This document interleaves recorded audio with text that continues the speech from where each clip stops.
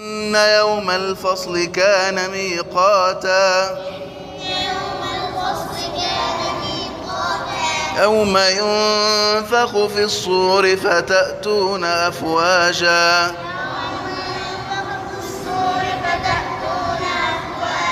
وفتحت السماء فكانت أبوابا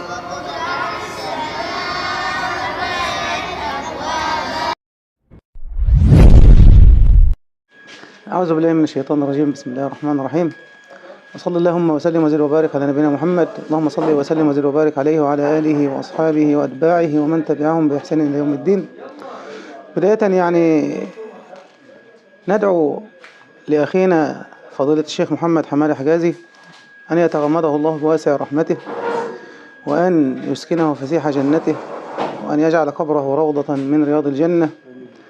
فهذا من الذين قال الله جل وتعالى فيهم: ونحسبه من المؤمنين رجال صدقوا ما عاهدوا الله عليه. فهو رجل ابن رجل، فهذا الشبل من ذاك الأسد. أبوه كان من أهل القرآن ومن أهل الدعوة إلى الله، وكان محبا للخير ومحبا للجميع، وكان داعيا إلى الله بسمته، داعيا إلى الله بخلقه، داعيا إلى الله جل وعلا بكلمته الرقراقة. فنسأل الله أن يجمعه بأبيه في الفردوس الأعلى، وأن يسكنه هو وأبيه فسيح الجنات، وأن يرفعهما أعلى الدرجات. صلى اللهم وسلم وزد وبارك على نبينا محمد.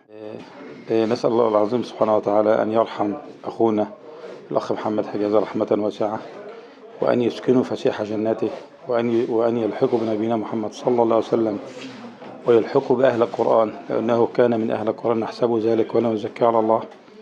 رحمة الله عليه وجعله الله من أهل الجنة. والسلام عليكم ورحمة الله وبركاته. والصلاة والسلام على رسول الله صلى الله عليه وسلم.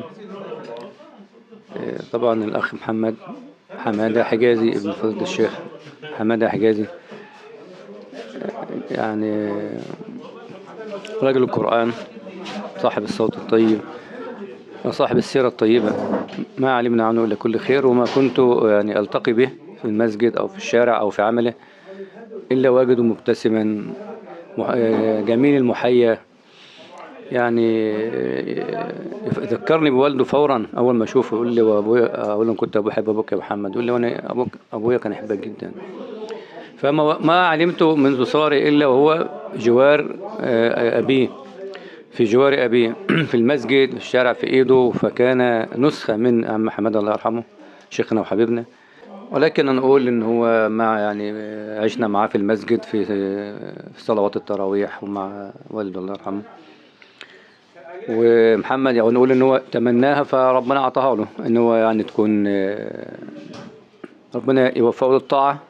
فكان راجع من عمره، وكان راجع طاهر، نسأل الله أن يغفر ذنبه ويرفع درجته في الجنة. يعني من يوم ما عرفته والله يا ابن ما علمت عنه إلا كل خير، وما سمعت منه مرة واحدة كلمة نابية أو كلمة من كلام الشباب، إلا أن كلام الخير دائما كان يعني ينطق بالقرآن فعلا. يعني تخلق بأخلاق القرآن أخونا محمد. تحب تقف تتكلم معاه، مش عايز، مش تحب ان انت واذا يعني رحت له المسجد يقسم بل ويدفعك الى القبلة دفعا ان تصلي. اقول له: هذا مسجدك؟ لا ما ينفعش. يقول لي كده: ما ينفعش. وطب قول لنا كلمة، طب ذكرنا بالله. فكان دالا على الخير. اذا رأيته احببته، وتذكرت يعني شباب وفتيان الصحابة الكرام كيف كان حالهم فعلا. يعني إذا رأيته ذكرت الله سبحانه وتعالى. نسأل الله أن يرحمه رحمة واسعة، نسأل الله أن يرحمه رحمة واسعة، أن يجعل عن سيئات ولا نزكي على الله، وأن يغفر له ولوالده الشيخ حمادة حجازي، وأن يجمعه وأبيه مع النبيين والصديقين والشهداء، وحسن أولئك رفيقا. الحمد لله والصلاة والسلام على رسول الله. أخونا محمد حجازي رحمة الله عليه مثال لصاحب الخلق الحسن، نسأل الله أن يرحمه رحمة واسعة، هو والده رحمه الله الأستاذ حمادة حجازي. أنا كنت أحب أروح المسجد هناك عشان أسمع صوت وأصلي وراه، وكان بشوش حسن الخلق، محترم يقابلك ببشاشة وبحسن خلق، وما رأينا منه شيئا يعيبه. نسأل الله أن يرحمه رحمة واسعة. والله تبارك وتعالى يعني جعل في قلوب العباد محبة لأخونا محمد رحمة الله عليه. نسأل الله عز وجل أن يجعله في علين يا رب العالمين. اللهم اسكنه الفردوس الأعلى يا رب العالمين، واخلف أهله خيرا يا رب. بسم الله والحمد لله والصلاة والسلام على رسول الله صلى الله عليه وسلم. طبعا أخونا محمد حمادة ربنا يغفر له ويرحمه، والشيخ حمادة ربنا يغفر له ويرحمه ويرحم أبويا وأموات المسلمين أجمعين. يعني ما رأيناهم إلا في المساجد وفي القرآن وفي الدعوة إلى الله تبارك وتعالى. كان حالهم يعني والله حسيبهم ولا نزكم الله عز وجل، كان حالهم في طاعة الله تبارك وتعالى وفي الدعوة إلى الله عز وجل. قال ربنا تبارك وتعالى: ومن أحسن قولا ممن دعا إلى الله وعمل صالحا وقال إنني من المسلمين. يعني أحببناهم في الله تبارك وتعالى.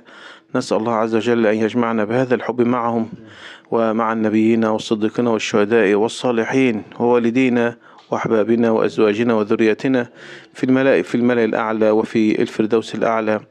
اللهم أمين. نسأل الله عز وجل أن يغفر لهما ولأمواتنا وأموات المسلمين أجمعين، وأن يرفع درجاتهم في جنات النعيم. اللهم أمين. وأن يسكنهم الفردوس الأعلى، إنه ولي ذلك والقادر عليه. نسأله تبارك وتعالى أن يجعل قبورهم روضة من رياض الجنان، ولا يجعلها حفرة من حفر النيران، وأن يجعل القرآن شفيعا لهم والدعوة إلى الله تبارك وتعالى في ميزان حسناتهم. والسلام عليكم ورحمة الله وبركاته. سيرت الجبال فكانت سرابا إن جهنم كانت مرصادا مآبا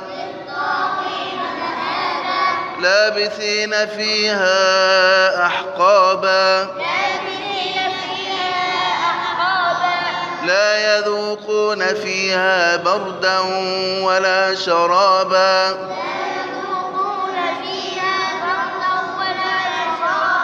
إلا حميما وغساقا جزاء وفاقا إنهم كانوا لا يرجون حسابا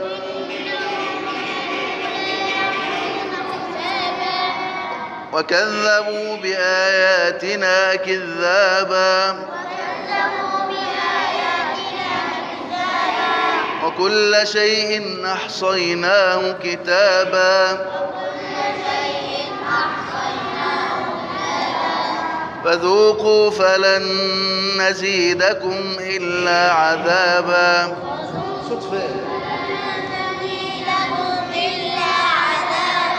إن للمتقين مفازا حدائق وأعنابا وكواعب أترابا وكأسا دهاقا لا يسمعون فيها لغوا ولا كذابا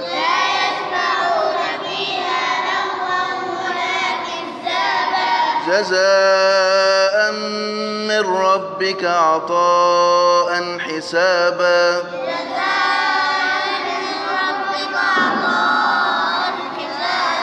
رب السماوات والأرض وما بينهما الرحمن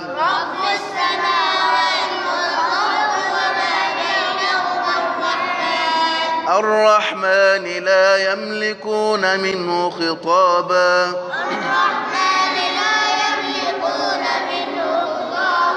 يوم يقوم الروح والملائكة صفا لا يتكلمون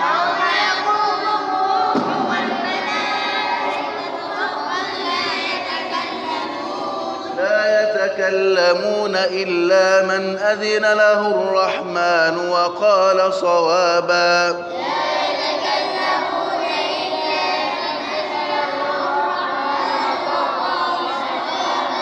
ذلك اليوم الحق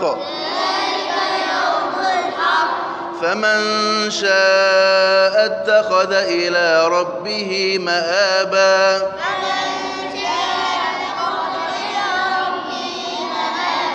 إنا أنذرناكم عذابا قريبا